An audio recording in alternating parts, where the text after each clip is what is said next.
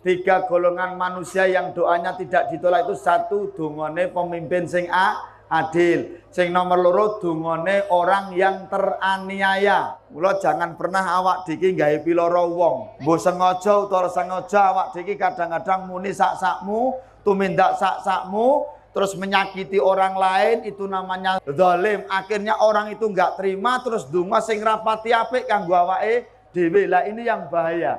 Tidak hanya sekedar kepada manusia, Ibu, juga kepada binatang, kewan apapun. Bahkan wong Jawa duweni penemu, duweni angen-angen.